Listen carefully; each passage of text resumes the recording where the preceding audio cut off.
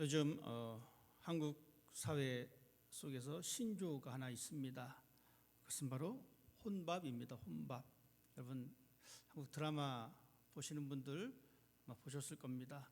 그 대사 혼밥, 혼술 이런 것들, 혼자서 밥을 먹는다라는 이야기입니다.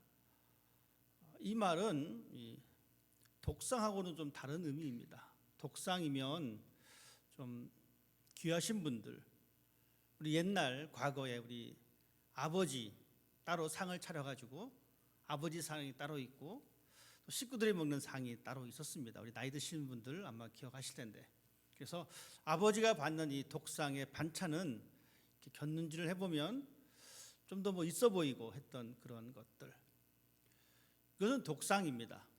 하지만 요즘 말하고 있는 이 혼밥, 이것은 또 다른 의미입니다. 같이 밥을 먹을 사람이 없어서 혼자 먹는 것. 물론 이것이 사회적인 풍토가 반영된 모습이기도 합니다. 1인 가구 시대가 많다 보니까 이런 현상이 일어났습니다. 이것을 탓할 수만은 없습니다. 사회 풍조가 그렇게 변해버렸습니다. 그렇지만 연구에 의하면 이 혼밥을 오래 하게 되면 어떤 일이 발생하게 되냐면 이 우울증에 걸릴 수 있는 확률이 좀 높아진다라고 이야기합니다. 아무래도 혼자 먹다 보니까 물론 어떤 사람들은 잘 차려놓고 먹긴 하지만 또 어떤 사람들은 그냥 대충 먹습니다. 그냥 허기만 때우려고. 그러다 보니까 먹으면서 부정적인 생각을 갖기도 하고 그 생각들이 깊어지다 보니까 우울증이라고 하는 것을 또한 경험하게 되는 그런 모습도 있기는 합니다. 결코 바람직한 모습은 아닙니다. 왜냐하면 사람은 이 사회를 구성하고 함께 더불어 살아가는 존재이기 때문에 그렇습니다. 오죽했으면 배짓장도 맞들면 낫다라는 말이 있지 않습니까? 아주 작은 것이라 할지라도 함께하는 그 모습이 참 좋은 모습이다라는 것을 우리는 볼 수가 있습니다. 서로 이해하고 서로 받아주고 서로 등을 두들겨주고 이러한 관계 속에서 힘이 되고 더 앞으로 긍정적인 모습으로 나아갈 수 있기 때문에 그렇습니다. 오늘 우리는 이 갈라디아서 6장 말씀을 통해서 그 모습을 다시 한번 발견하기를 원합니다. 우리는 그리스도인입니다. 여러분, 우리는 성도라고 합니다. 하지만 우리들은 연약한 존재입니다. 연약한 존재란 이야기는 우리도 충분히 죄 때문에 넘어질 수 있는 존재다라는 이야기입니다. 내가 예수를 믿지만 나는 죄를 짓지 않아 라고 말하는 것이 아니라, 여러분, 우리는 예수 그리스도를 믿지만 여전히 우리는 죄의 유혹에 넘어갈 수 있는 연약한 존재입니다. 그렇기 때문에 다른 사람이 죄를 짓는 것을 보면서 속으로 저 사람 저럴 줄 알았지 이렇게 하는 것이 아니라, 나도 연약한 존재이기 때문에 그래, 나도 죄를 지을 수 있어, 나도 죄를 지을 가능성이 충분해 라고 생각을 하면서 죄를 지은 사람을 정죄하고 판단하는 것이 아니라 그들이 그 죄에서 벗어날 수 있도록 그들에게 선한 길을 제시해주고 함께 선을 이룰 수 있도록 힘을 보태어주는 것이 공동체의 올바른 모습입니다. 왜냐하면 오늘 성경은 우리들에게 이렇게 말씀해주고 있습니다. 1절의 말씀입니다. 사람이 만일 무슨 범죄한 일이 드러나거든 신령한 너희는 온유한 심정으로 그러한 사람을 바로 잡으라라고 말씀하고 있습니다. 즉 우리가 죄를 지은 그 모습을 볼 때에 우리는 어떠한 사람인가라고 하는 것은 성경은 분명하게 설명해 주고 있습니다. 신령한 너희는, 즉 성령을 따라 사는 여러분들은 누군가 죄를 지으면 온유한 마음으로 그러한 사람을 바로 세워주라라고 이야기하고 있습니다. 즉 갈라디아서를 읽고 있는 그 사람들이 어떤 사람이냐면 바로 이러한 사람입니다. 신령한 사람입니다. 성령을 따라가는 사람입니다. 지금 이 자리에서 예배드리는 여러분의 정체성, 여러분의 본질이 바로 그렇다라는 이야기입니다. 이 글을 읽는 사람들은 성령을 따라가는 사람입니다. 물론 우리는 연약한 존재이지만, 우리는 죄 때문에 쉽게 넘어갈 수 있는 존재이지만, 바울은 우리들에게 그렇지만 여러분들은 성령을 따라가는 사람입니다라고 분명하게 말해주고 있습니다. 다시 말씀드리면 예배를 드리는 이 자리에 앉아있는 여러분들의 기본은 성령을 따라가는 사람입니다. 성령을 따라간다라고 하는 이 이야기는 예수 그리스도의 영의 지도를 받고 있는 사람이다라는 이야기입니다. 그런데 우리는 성령을 따라 살아가는 사람인데 어깨를 살짝 돌려서 아닌 척할 때가 많이 있습니다. 성령을 따라 살아가는 사람인데, 예수 그리스도를 지도를 받고 살아가는 사람인데 우리는 어깨를 살짝 돌려서 아닌 척하는 사람이 있다는 것입니다. 여러분, 이것은 심각한 잘못입니다.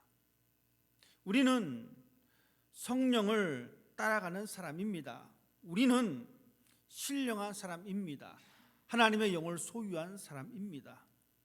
연약하고 죄 가운데 있지만 우리는 하나님의 부르심으로 하나님의 자녀가 되었습니다. 그렇기 때문에 바울은 우리들에게 이렇게 말하고 있습니다. 이제 새로운 신분을 받았으니 새로운 신분에 합당하게 살아라라는 이야기입니다. 해외여행을 갑니다. 해외여행 갈 때에 우리가 비행기를 탈 때에 본인이 사용할 패스포드가 있습니다. 한국 사람이라면 한국 국적의 여권을 가지고 비행기를 탑니다. 대신 미국 사람이면 어떻습니까? 미국 여권을 가지고 비행기를 타야 합니다. 가끔가다 이런 분들이 계십니다. 이중 국적 가지신 분들이 한국에 국적 신고하지 않고 한국 여권을 사용하시는 분들이 계십니다. 불법입니다. 이게 적발이 되어지면 이제 벌금을 받고 하게 됩니다. 왜 그렇습니까? 당신은 한국 사람이 아닌데 한국 사람인 척 했다는 겁니다. 당신은 미국 사람이 아닌데 미국 사람인 척 했다라는 이야기입니다. 미국 시민권을 갖지 않는 사람이 미국에서 투표를 하게 되면 큰일 납니다. 왜 그렇습니까? 미국 사람이 아닌데 미국 사람인 척 했기 때문에 그렇습니다. 이것을 신앙으로 적용하면 우리는 그리스도인입니다. 성령을 따라가는 사람입니다. 그래야 될 사람입니다. 그런데 그렇지 않은 척 한다는 것입니다. 이것이 잘못된 것입니다. 우리는 대신에 성령을 따라, 성령의 인도하심을 따라 살아가는 사람이어야 합니다. 그렇게 사는 척하는 것이 아니라 그렇게 살아내야 합니다. 이것은 사람들이 발견할 수가 없습니다. 저 사람이 성령을 따라 살아가는지 그렇지 않은지 잘 모릅니다. 그렇기 때문에 그렇게 사는 척하는 사람들이 많습니다. 특별히 교회 안에 예수 그리스도의 인도를 받지 않음에도 불구하고 나는 예수님의 인도를 받는 사람이야 라고 하는 척하는 사람이 있다는 겁니다. 믿음이 없음에도 불구하고 믿음이 있는 척하는 사람들이 있습니다. 물론 몇 번은 그럴 수 있습니다. 단기간은 그런 행세를 할 수가 있습니다. 하지만 그런 행세가 오래 지속되지 않습니다.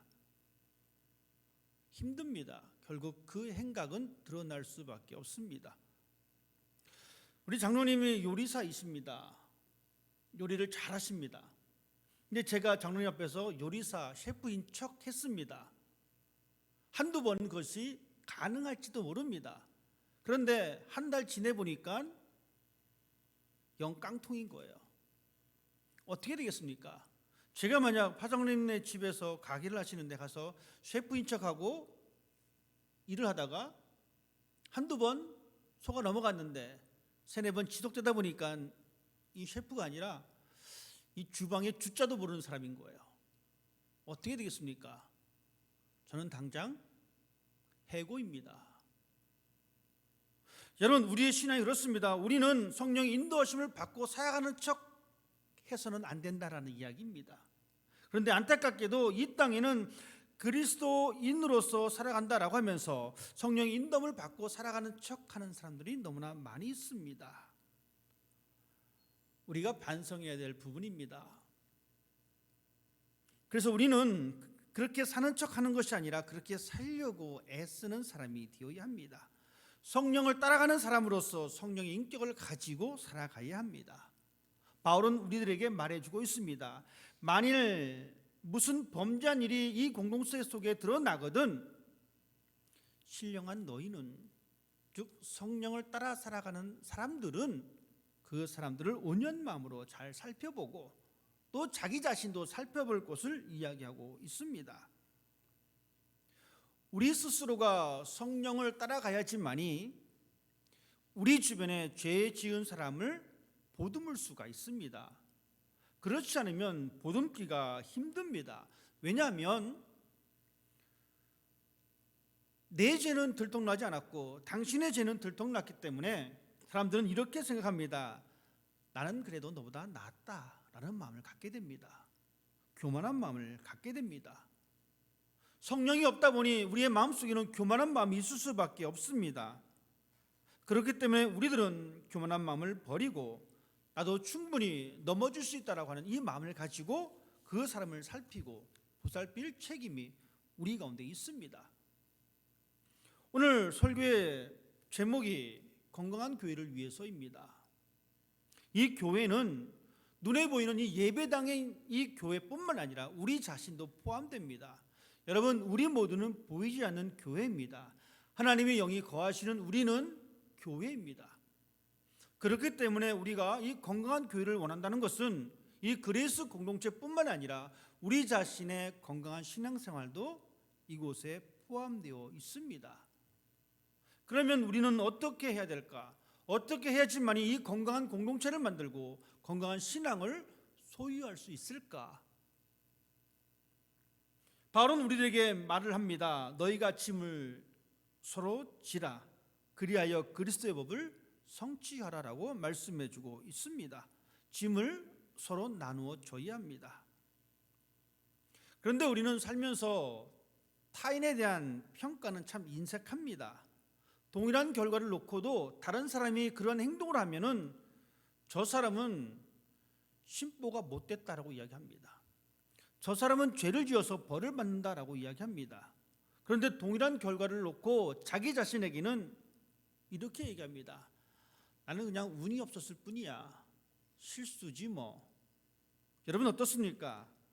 다른 사람은 타인은 벌을 받는다라고 생각을 하고 나는 실수다라고 생각합니다. 이것이 우리의 모습입니다.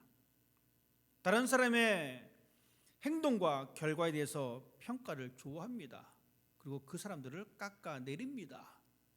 그러다 보니까 이 공동체 속에서 불미스러운 일이 발생하게 되어지면 우리는 늑달같이 덤벼들어서 물고 뜯어버립니다. 그러한 공동체는 건강한 공동체가 될 수가 없습니다. 바울은 그렇기 때문에 이 갈라디아서를 통해서 우리에게 분명히 말씀해 주고 있습니다. 너희가 짐을 서로 지라 그 사람들을 보듬어 주라라는 이야기입니다. 온유한 마음을 가지고 그 사람을 보듬어 줘야 합니다. 온유한 마음이라는 것은 하나님 앞에서 자신을 낮춘 겸손한 마음입니다. 하나님 앞에서 하나님 나도 연약한 사람입니다. 나도 충분히 넘어질 수 있는 사람입니다 라는 마음을 가지고 죄 때문에 넘어진 그 사람들을 보듬어 줘야 된다라고 말씀해 주고 있습니다. 타인의 잘못을 보면서 더욱 자신을 뒤돌아볼 줄 아는 사람, 이러한 사람이 건강한 사람입니다. 이러한 사람들이 많이 모인 교회가 건강한 공동체입니다. 다른 사람의 잘못을 보면서 나의 연약함이 무엇인지, 상대방의 연약함을 보고서 그것을 깎아내리는 것이 아니라 상대방의 연약함을 보면서 과연 나는 어떤 연약함을 가지고 있는지, 나의 실수가 무엇인지 뒤돌아볼 줄 아는 사람이 건강한 신앙을 가진 사람이고, 그러한 사람들이 모인 공동체가 건강한 공동체입니다. 우리 주님은 우리들에게 자신을 돌아볼 것을 분명히 말씀해 주고 있습니다. 요한복음 8장에 보면 간음하다가 걸린 여인이 등장합니다. 서기관과 바리새인들이 이 여인을 예수님 앞에 끌고 왔습니다. 그리고 모세 율법에 의하면 이 사람을 쳐 죽여야 되는데 어떻게 해야 되겠습니까? 예수님께서 이 현장에서 어떻게 말씀하셨습니까? 너희 중에 죄 없는 사람이 돌을 던지라, 이렇게 말씀하십니다. 예수님도 충분히 율법을 알고 있습니다. 예수님도 율법대로 그래? 그러면 다 돌을 들었으니까 자, 돌을 들어서 저 여자에게 던집시다, 이렇게 하실 수 있습니다. 하지만 예수님께서는 그렇게 말씀하지 아니하시고 너희 중에 죄가 없는 사람이 돌을 던지라라고 말씀하셨습니다. 여러분, 왜 예수님께서 이 여인을 살려주셨습니까?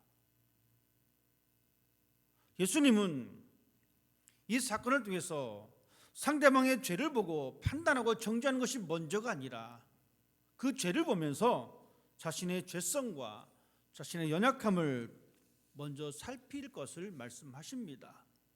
이것이 바로 서로 짐을 지는 공동체의 아름다운 모습입니다. 건강한 교회를 위해서, 건강한 신앙을 위해서 우리는 서로 짐을 나누어 줘야 합니다. 그리고 우리는 자신을 속이지 말아야 합니다. 바울은 우리들에게 분명히 말씀해 주고 있기를 스스로 속이지 말라, 하나님은 업신여기전을 받지 아니하신다라고 말씀해 주고 있습니다. 그리고 심은 대로 그대로 거둔다라고 말씀하고 있습니다. 자신을 속이는 것은 하나님을 속이는 행위입니다. 왜냐하면 하나님은 모든 것을 알고 계십니다. 하나님은 사람을 창조하셨습니다. 무엇이든지 심는 대로 거둔다라고 말씀하십니다. 이것은 하나님의 법칙입니다. 그러시면서 하나님 말씀하시기를 성령의 일은 성령을 거두게 된다.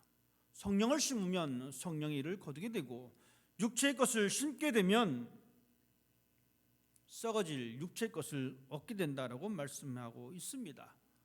자신을 속이지 않는 것, 자신의 의를 드러내지 않는 것, 이것이 건강한 신앙인의 모습입니다. 우리 모두는 자기만의 의에 빠지지 말아야 합니다. 마치 세리와 바리새인의 기도와 같습니다. 바리새인은 자기 의에 빠져서 기도합니다. 자신의 의를 드러냅니다. 자신의 드러난 결과만 보고 행동만 보고 자신의 자랑을 자랑하고 있습니다. 하지만 세리는 어떻게 기도했습니까? 하나님 앞에서 자기 자신은 서 있을 수조차 없는 그러한 연약한 존재임을 고백했습니다. 그때 주님은 자신의 의를 드러냈던, 즉 자신을 속이고 있었던 이 바리새인을 책망하셨습니다. 우리 모두는 자신의 의에 빠지지 말아야 합니다. 또 한 사람 있습니다. 베드로입니다. 여러분, 베드로는 예수님의 제자입니다. 그는 마지막에 예수님 앞에 이렇게 얘기합니다. 다른 모든 사람이 다 배신한다 할지라도 나는 절대로 주님을 포기하지 않습니다라고 이야기합니다. 나는 언제든지 주님을 따라가겠다라고 자신 있게 이야기합니다. 자신의 충성심에 대한 확신이 베드로에게 있었습니다. 자신의 완벽함을 내세웠던 베드로의 교만된 모습. 베드로는 결국 자신에게 했던 그 말에 거짓말을 한 사람이 되게 많았습니다. 배는 익을수록 고개를 숙인다는 이야기가 있습니다. 우리 모두는 나만의 의에 빠지지 말고, 하나님 나는 이것 했습니다라고 하는 그 의에 빠지지 말고 좀 더 겸손하게, 하나님 나는 이렇게 연약한 사람입니다, 이렇게 고백하는 사람이 되어야 합니다. 자신의 속이 비어있는 사람, 즉 내면이 채워지지 않는 사람은 있는 척합니다. 내면의 믿음의 행실이 채워지지 않는 사람은 믿음이 있는 척합니다. 내면의 사랑이 채워지지 않는 사람은 누군가를 내가 사랑한다라고 자신의 의를 드러냅니다. 자신의 내면에 비어있는 사람은 교만하고 자만하고 자기 자신을 대단한 사람이라고 착각하고 있습니다. 하지만 우리는 어떤 사람이 되어야 합니까? 우리는 하나님 앞에서 겸손한 사람이 되어야 합니다. 백부장이 있었습니다. 100명의 군사를 거느린 장교입니다. 이 장교가 자기 집에 하인이 병을 얻게 되자 이 병을 고쳐주고 싶어서 예수님에게 요청을 합니다. 우리 집에 하인이 있는데 이 병을 좀 고쳐주십시오. 그러자 예수님께서 이 말씀을 듣고 이 백부장, 이 장교의 집으로 향합니다. 집에 가서 이 하인을 고쳐주려고. 예수님이 자기 자신의 집으로 온다라고 하는 소식을 들은 이 백부장이 깜짝 놀랍니다. 그리고 말합니다. 주님이 이곳에 오시기에 제가 감당할 수가 없습니다. 여러분, 식민지 나라의 장교입니다. 대단한 권력을 가지고 있는 사람입니다. 그럼에도 불구하고 예수님께서 자기 자신의 집에 온다라고 하는 이 소식을 듣고 말하기를 주님이 여기 오심을 제가 감당할 수 없습니다. 저는 그렇게 부족한 사람입니다라는 이야기합니다. 자신의 부족함을 고백합니다. 이 백부장은 자기 자신을 정확히 알았습니다. 이 백부장을 향하여 예수님께서 말씀하십니다. 내가 이만한 믿음을 본 적이 없구나. 우리 자신을 속이지 말아야 합니다. 내가 가지고 있는 내 신앙을 정확히 볼 줄 아는 사람이 되어야 합니다. 신앙이 없으면서 신앙이 있는 척해서도 안 될 것이고, 신앙이 있어도 그 신앙을 자랑해야 할 것도 안 될 것이고, 우리 모두는 그리스도인으로서 자긍심을 가져야 합니다. 하지만 자만심을 버려야 합니다. 바울은 우리들에게 신령한 사람이다라고 말합니다. 바울은 우리들에게 성령을 따라가는 사람이라고 말합니다. 이 말은 맞는 말입니다. 여러분, 우리는 성령을 따라가는 사람입니다. 여러분, 우리는 그리스도인의 자긍심을 가지고 있어야 합니다. 하지만 자만은 버려야 합니다. 자만이라고 하는 것은 스스로 자랑하고 뽐내는 마음입니다. 내 신앙이 최고야. 내가 쭉 신앙생활 해봤는데 이렇게 해서 내가 최고였어. 이렇게 말하는 것들, 내 생각만이 옳은 거야. 내 행동만이 옳은 거야. 우리는 이 모든 것을 버려야 합니다. 그때 비로소 우리는 건강한 신앙인으로 살아갈 수가 있고, 이 공동체는 건강한 교회 공동체가 될 수가 있습니다. 우리 자신 앞에서 겸손해져야 합니다. 하나님을 속일 수는 없습니다. 그리고 우리는 각자의 짐을 지고 가는 사람이 되어야 합니다. 우리 모두에게는 짐이 있습니다. 어떤 짐입니까? 그것은 바로 우리가 이 땅에서 정직해야 할 짐입니다. 이 짐을 던져버려서는 안 됩니다. 이 짐을 지고 가야 합니다. 우리가 져야 할 짐은 겸손의 짐입니다. 이 짐을 지고 가는 사람이 되어야 합니다. 우리가 져야 할 짐은 희생의 짐입니다. 우리가 이 세상에서 빛과 소금의 역할을 감당할 짐을 지고 가는 사람이 되어야 합니다. 이 짐을 지지 않으면 우리는 건강한 신앙인이 될 수가 없습니다. 이 짐을 우리가 버리게 되면 우리는 건강한 공동체가 될 수가 없습니다. 마땅해질 책임이라는 것입니다. 부모가 자녀를 양육하는 책임이 있듯이 우리는 그리스도인으로서 우리가 져야 할 짐들이 있습니다. 그것을 함께 지는 사람이 되어야 합니다. 그때 비로소 우리는 그리스도의 법을 완성시킬 수가 있습니다. 바울은 계속해서 우리에게 말씀하고 있습니다. 건강한 교회가 되기 위해서는, 건강한 신앙이 되기 위해서는 선을 행하는 사람이 될 것을 말씀하고 있습니다. 선을 행하되 낙심하지 말지니 포기하지 아니하면 때가 이름에 거두리로다. 선을 행하는 것은 마치 씨앗을 뿌리는 것과 같습니다.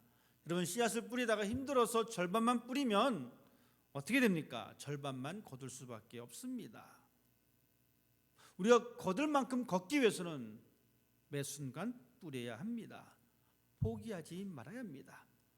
선한 일을 할 때에 혹시 그 보람이 없을 때 우리는 쉽게 낙심합니다. 아무도 알아주지 않으니까 대충 하고 말아야 되겠다, 이런 생각을 품을 때도 있습니다. 하지만 성경 우리에게 말씀해주고 있기를 선을 행하되 낙심하지 말지니, 낙심하지 말 것을, 실망하지 말 것을 우리에게 말씀하고 있습니다. 왜냐하면 포기하지 않으면 하나님께서 때가 이룰 때에 거둬주시기 때문입니다. 하지만 우리는 이 결과에 급급합니다. 내가 이렇게 했는데 아무런 결과가 나타나지 않으니까 힘듭니다. 그래서 포기하기도 합니다. 하지만 우리는 힘들어도 실망이 돼도 결과가 내 기대와 다른다 할지라도 씨를 뿌려야 합니다. 선한 행실을 하는 사람이 되어야 합니다. 모든 사람에게, 어떤 특정한 사람이 아니라 모든 사람에게, 마치 예수님께서 어떤 특별한 사람을 위해서 이 땅에 오신 것이 아니라 모든 사람을 위해서 이 땅에 오셨듯이 우리 모두는 모든 사람을 위하여 착한 일을 하는 사람이 되어야 합니다. 자신을 속이면서 내 짐을 지지 않으면서 또한 다른 사람의 짐을 지지 않으면 우리는 건강한 신앙생활을 할 수가 없습니다. 그 교회는 건강한 교회가 될 수가 없습니다. 좋은 수확을 기대한다면 솔직하게 선한 행동을 가지고 열심을 다해서 그 씨앗을 뿌릴 수 있는 사람이 되기를 바랍니다. 하나님께서는 그 사람을 통하여 교회를 확장시켜 주십니다. 그 중심에 여러분이 있는 귀한 신앙이 되기를 주님의 이름으로 부탁을 드립니다. 기도하겠습니다.